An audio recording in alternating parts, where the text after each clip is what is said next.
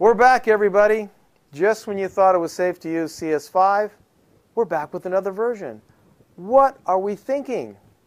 What we're thinking about is innovation is happening everywhere at a rapid pace, and we're trying to keep up with that innovation. The world is evolving, and we actually want to inspire you by giving you better and better tools. And we think we need to do that by changing the pace by which we're bringing it to you. So we started by bringing you a release every 18 to 24 months. We're not going to bring you a major release, what we call a milestone release every 24 months, but we're also going to integrate every 12 months a mid-cycle release. And so what we're releasing today is CS 5.5, which is our first mid-cycle release. Now, there's a couple areas that we really want to enhance here.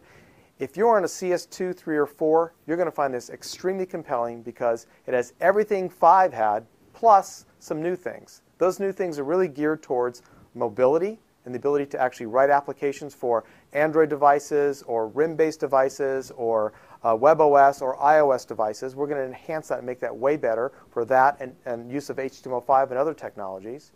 2 is that if you're in the digital publishing space and you're trying to build content for things like magazines or newspapers or brochures or annual reports or marketing collateral, we're going to make enhancements to InDesign that enable you to actually have a seamless workflow to integrate things like interactive content and rich content right in InDesign.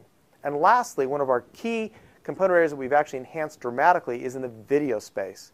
We have major inroads against our competition here, and in fact now you're going to see things like our 64-bit Mercury playback engine is now enhanced to support more chipsets, so even more systems can take advantage of the full speed of that. We also have our media encoder, which is now 64-bit, and multi-core, which means it's going to go way faster.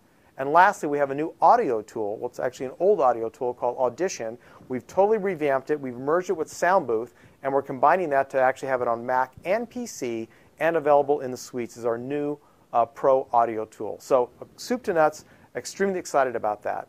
Other area of enhancement is around we're going to provide an SDK for people who actually want to write rich media applications that integrate directly into Photoshop. So now I can actually have something like a training tool that I can see on my tablet device that can manipulate directly what's happening in Photoshop.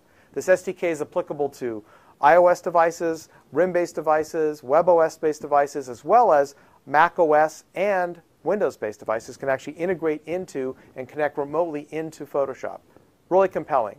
Along those lines, we announced our first 3 applications that take advantage of that SDK. And these are around things like painting, things like color mixing, and things like navigation and setting up your tool set in Photoshop. All, again, enabled by the SDK that now everyone has access to. Last thing I'll mention is that we're also going to price differently. We're going to offer, for the first time, subscription pricing. In addition to perpetual licenses, you can now subscribe to the suites and the point products.